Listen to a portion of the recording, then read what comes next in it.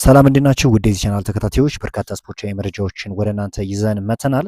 አርሰናልን በተመለከተ እንግዲህ በተለይም መልካም የሚባሉ መረጃዎች አሉ። የኢዚ ወደ ልምምድ መመለስ በጣም መልካም የሚባል ዜና ነው።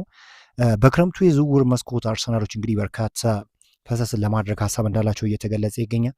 እኚህና ሌሎች ስፖርታዊ መረጃዎችን እንመለከታለን። በዝውውሩ እንግዲህ ሞርጋን ሮጀርስ እና እንዲሁም ሁሊያን አልቫሬስ ወደ አርሰናል የመምጣት እድላቸው እጅግ ሰፊ እንደሆነ ነው እየተገለጸ የሚገኘው። እስከ ፕሮግራማችን መጠናቂያ ድረስ አብራችሁን ቆዩ። አርሰናሎች በክረምቱ የዝውውር መስኮት ማርቲኔሊ፣ ጄሱስ እና ዋይትን ለመሸጥ ዝግጁ እንደሆኑ ተገልጿል። እኚህ ተጫዋቾች እንግዲህ ከአርሰናል የሚለቁ ከሆነ በምትኩ እንግዲህ ሌሎች ተጫዋቾችን ወደ ፍላይመሪስ ለማምጣት ይንቀሳቀሳሉ ተብሎ ነው የሚጠበቀው። የአርሰናል የክረምት የዝውውር እቅድ እንደተዘጋጀና አንድሪ ቤርታ የምልመላ ቡድኑ ሁለገብ የመስመር ተከላካይ፣ አማካኝ፣ የክንፍ አጥቂ ላይ ኢላማ ያደርጋሉ ተብሎ ይጠበቃል። በገበያው ላይ ሌላ እድል ከተገኘም ለዛ ቶሎ ምላሽ ለመስጠትም ዝግጁ እንደሆነ ነው እየተገለጸ የሚገኘው። ባለፈው የውድድር ዘመን እንግዲህ ባለፈው የዝውውር መስኮት አርሰናሎች በንቃት እንደተሳተፉ ይታወቃል። በርካታ ተጫዋቾችንም እንግዲህ ወደ ክለባቸው እንደቀላቅሉ የሚታወስ ጉዳይ ነውና በክረምቱ የዝውውር መስኮት የአርሰናል ባለሀብቶችም አዳዲስ ተጫዋቾችን ወደ ክለባቸው ለመቀላቀል ዝግጁ እንደሆኑ ነው እየተገለጸ የሚገኘው።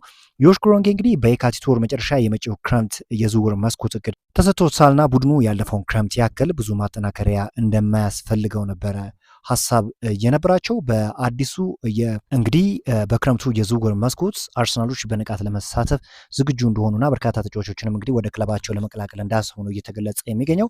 የአርሰናል ስም እንግዲህ በስፋት ከካማቪንጋ ጋር እየተያዘ ይገኛል። ሪያል ማድሪዶች እንግዲህ ለካማቪንጋ የሚቀርቡ የዝውውር ጥያቄዎችን ለመስማት ዝግጁ መሆናቸውና የ80 ሚሊዮን የዋጋ ተመንም ቆርጧል ተብሏል።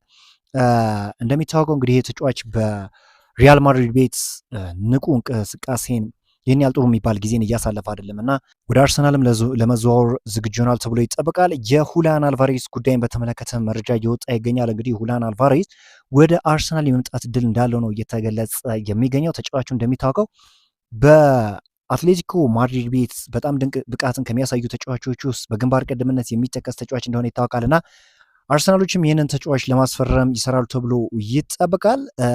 በጣም መልካም የሚባለው ዜና ምንድን ነው ካላችሁ እንግዲህ የኢዜ ወደ ልምምድ መመለስ ነው። ይህ ተጫዋች እንግዲህ በአርሰናል ቤት ሲሰራ የነበረው ነገር ሁላችንም እናውቃለን። ታዲያ ይህ ተጫዋች ወደ ልምምድ እንደተመለሰ ነው የተገለጸ የሚገኘው። ዝውውርን በተመለከተ ሌላኛው እና የመጨረሻው መረጃ እንግዲህ አርሰናሎች የግራ ክንፍ ተጫዋች ማስፈረም ቅድሚያ እንደሚሰጡና ሞርጋን ሮጀርስን ደግሞ እየተመለከቱት ካለው ተጫዋቾች ውስጥ አንደኛው እንደሆነ እየተገለጸ የሚገኘው። ተጫዋቹ በኤኤምኤፍ እንዲሁም ደግሞ በመስመር ቦታ ላይ መጫወት ይችላል እና ከአንቶኒ ጎርደን በተሻለ ሁኔታ አርሰናሎች በዋነኝነት ይመለከቱታል ተብሎ የሚጠበቀው ተጫዋች እንደሆነ ነው እየተነገረ የሚገኘው።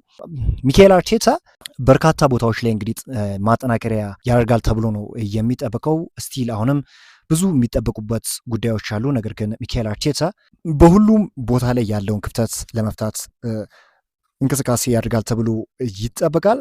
በአርቴታ ስለ ሃቨርትስም ተናግሯል። እንደሱ ያሉ ትላልቅ ተጫዋቾች በወሳኝ ሰዓት በትላልቅ ጨዋታዎች ላይ ማንጸባረቅ ይወዳሉና እኛም በዚህ ሰዓት ተገኝተው ጨዋታዎችን እንድናሸንፍ እንዲያግዙን እንፈልጋለን ሲል ሚካኤል አርቴታ በካይ ሃቨርትስ እንቅስቃሴ ደስተኛ እንደሆነ ማንጸባረቅ ችሏል። በዛሬው ዕለት እንግዲህ አጠር ያለ ስፖርታዊ መረጃዎችን ነው ወደ እናንተ ይዘንላችሁ የመጣ ነው። ወደፊት እንግዲህ አርሰናሎች ጥሩ የሆነ ግስጋሴን በተለይም ደግሞ የፕሪሚየር ሊግን ዋንጫ ለማሸነፍ በሚደረገው ግስጋሴ ጥሩ የሆነ እንቅስቃሴ ያደርጋሉ ተብሎ ይጠበቃል። አዳዲስ መረጃዎች የሚወጣ ከሆነ ወደ እናንተ እናደርሳለን። በዛሬው ዕለት ስፖርታዊ መረጃዎች ግን እኚህን ይመስላሉ።